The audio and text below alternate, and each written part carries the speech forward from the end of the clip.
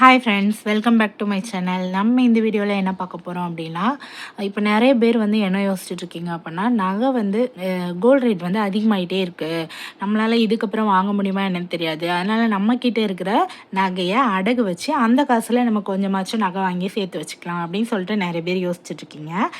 அது வந்து நமக்கு ப்ராஃபிட்டா அல்லது லாஸா, இதை தான் வந்து நம்ம வந்து பார்க்க போகிறோம். தங்க நகையை அடகு வச்சு புது நகை வாங்கலாமா அப்படின்றத இந்த வீடியோவில் பார்க்க போகிறோம். வாங்க வீடியோக்குள்ளே போகலாம். ஃபர்ஸ்ட் என்ன அப்படின்னு பார்த்தீங்கன்னா, இப்போ நம்ம அடகு வைக்கிறோம் அப்படின்னா ஃபஸ்ட்டு என்ன பண்ணுவோம், வட்டி தான் பார்ப்போம்.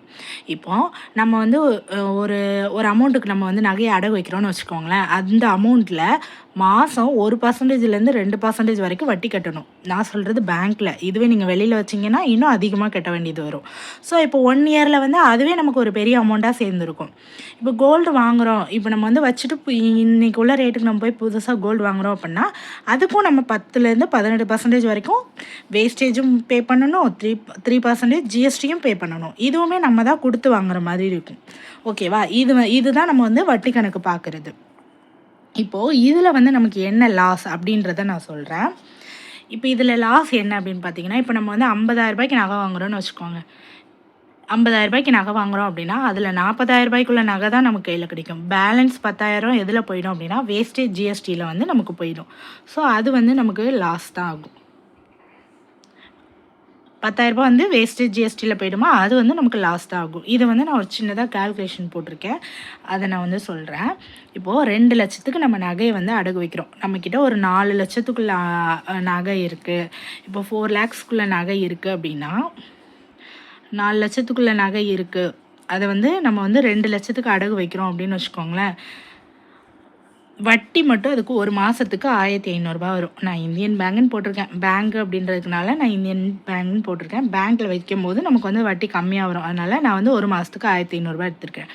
இப்போது இந்த 2 லட்சத்துக்கு நம்ம நகையை அடகு வச்சு 2 லட்சம் வாங்கிட்டோம். அதை கொண்டு போய் நம்ம என்ன பண்ண போகிறோம், புதுசாக நகை வாங்க போகிறோம்.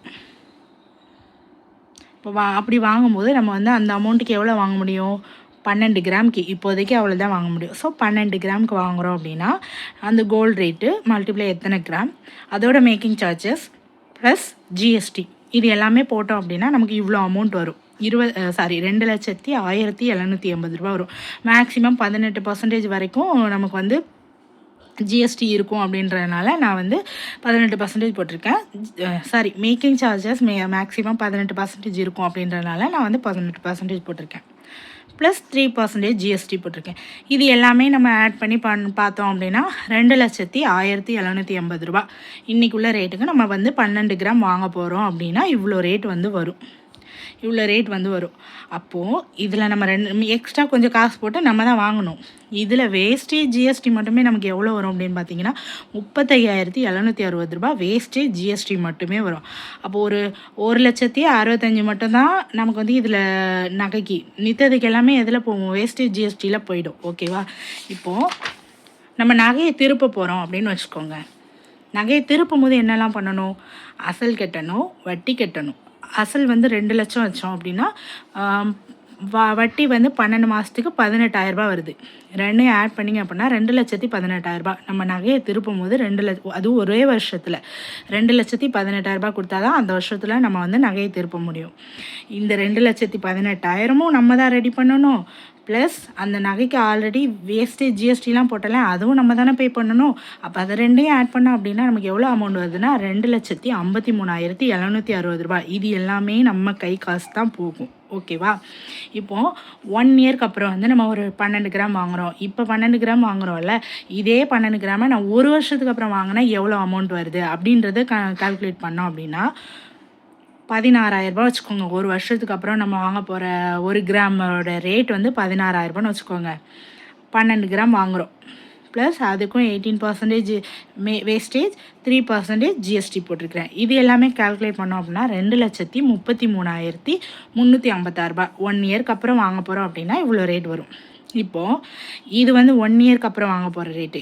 இது இப்போது நம்ம வந்து நகையை வச்சு நகை வாங்கினாலும் நம்ம கையிலேருந்து, ஏன்னா நகையை திருப்பணும் இல்லையா, அந்த அமௌண்ட் எல்லாம் சேர்த்தோம் அப்படின்னா இது அவ்வளோ அமௌண்ட் வருதா.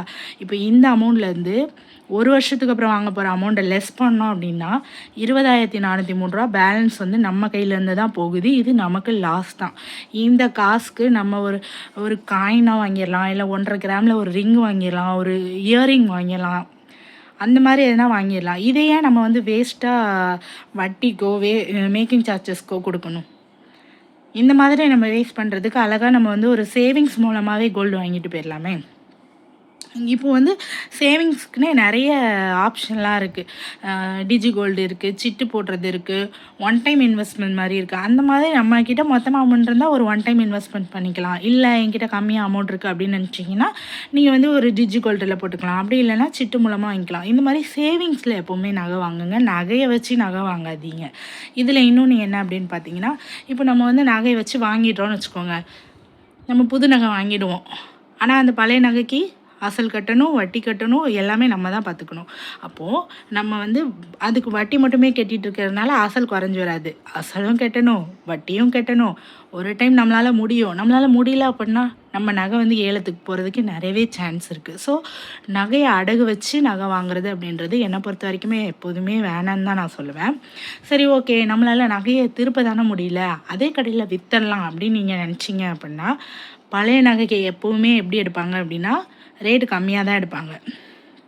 ஓல்டு கோல்டுன்னு சொல்லிட்டு ரேட்டை வந்து எப்போவுமே கம்மியாக தான் எடுப்பாங்க. ப்ளஸ் அந்த நகை நம்ம வாங்கும்போது வேஸ்டேஜ், ஜிஎஸ்டி நம்ம தானே பே பண்ணியிருப்போம். அதுவும் சேர்ந்து 2 லாஸ் நமக்கு தான் வரும். ஸோ இந்த மாதிரி பண்ணாலுமே நமக்கு அதில் லாஸ் தான் வரும். அப்போ என்ன பண்ணலாம்? நான் வந்து அப்போது நகை வச்சு நகை அடகு வச்சு வாங்க முடியாது அப்படின்னு கேட்டிங்கன்னா, இதுக்கு வேறு என்ன சொல்யூஷன் அப்படின்னு பார்த்தீங்கன்னா, பழைய நகையை வந்து எக்ஸ்சேஞ்ச் பண்ணுறது நல்லது. இப்போ உங்ககிட்ட வந்து ஒரு ரொம்ப நாள் யூஸ் பண்ண நகை இருக்குது, இல்லை ஒரு தேஞ்சு போனது அந்த மாதிரி எதனா நகை இருக்குது அப்படின்னா அதை கொண்டு போய் நீங்கள் எக்ஸ்சேஞ்ச் பண்ணுறீங்க அப்படின்னா அது நல்லது. ஏன்னா அந்த நகைக்கு நம்ம வட்டி கட்டுற அவசியம் இருக்கவே இருக்காது. அந்த வட்டி கட்டுற காசை மிச்சம் பண்ணிட்டாலே நமக்கு வந்து அதில் ஏதாவது ஒரு சின்னதாக கோல்டு வாங்கிக்கலாம், ஒரு காயின் வாங்கிக்கலாம், இல்லை ரிங் வாங்கிக்கலாம், இந்த மாதிரி எதனா ஒன்று வாங்கிக்கலாம். ஸோ நீங்கள் அடகு வச்சு நகை வாங்குறதுக்கு பதிலாக ஓல்டு கோல்டை எக்ஸ்சேஞ்ச் பண்ணுங்கள். அதில் நமக்கு வந்து லாஸ் கிடைக்கும். ஏன்னா ஓல்டு கோல்டு எக்ஸ்சேஞ்சுக்கு ஆஃபர் போகும். ஒரு கிராமுக்கு இவ்வளோ அமௌண்ட்டு எக்ஸ்ட்ரா தருவோம், அந்த மாதிரிலாம் ஆஃபர் போகுது. அதனால் நீ அந்த மாதிரி ட்ரை பண்ணுறீங்க அப்படின்னா ஓகே. இப்போ நம்ம வந்து தங்கம் வச்சு தங்கம் சேர்த்தா தங்கம் நிறைய சேரும் அப்படின்னு சொல்லிட்டு நிறைய பேர் சொல்லுவாங்க. என்னை பொறுத்த வரைக்கும் அப்படிலாம் கிடையவே கிடையாது. நீங்கள் தங்கம் வச்சு தங்கம் சேர்க்குறீங்க அப்படின்னா நமக்கு வந்து தங்கம் சேராது, கடன் தான் சேரும். வட்டி மேலே வட்டி கட்டி நமக்கு வந்து கடன் தான் சேரும். முடிஞ்ச அளவுக்கு நம்மளால் சேவிங்ஸில் எவ்வளோ போட முடியுதோ அது பண்ணி நம்ம வந்து கோல்டு வாங்கிக்கலாம். அதான் சேவிங்ஸ்க்கு நிறைய இருக்குது. அப்புறம் என்ன, நம்ம அந்த மூலமாக நம்ம வந்து கொஞ்சம் கொஞ்சமாக சேவிங்ஸ் பண்ணி கோல்டு வாங்கிக்கலாம். தங்கம் வச்சு தான் தங்கம் வாங்கி சேரும் அப்படின்னா கிடையவே கிடையாது. நமக்கு கடன் தான் அதிகமாகிட்டே போகும். வட்டி மேலே வட்டி நம்ம கட்டிகிட்டே இருக்க வேண்டியதுதான். இது எப்போ ப்ராஃபிட் அப்படின்னு பார்த்தீங்க அப்படின்னா, அடகு வச்ச பணத்தில் இப்போ லேண்ட் வாங்குகிறோம், இல்லை ஒரு பிஸ்னஸ் பண்ணுறோம், அது மூலமாக நமக்கு ஒரு ப்ராஃபிட் கிடைக்குது, ஒரு 10% கிடைக்குது, இல்லை 20% கிடைக்குது அப்படின்னு பார்த்தீங்கன்னா அப்போ வந்து அது நமக்கு லாபம்.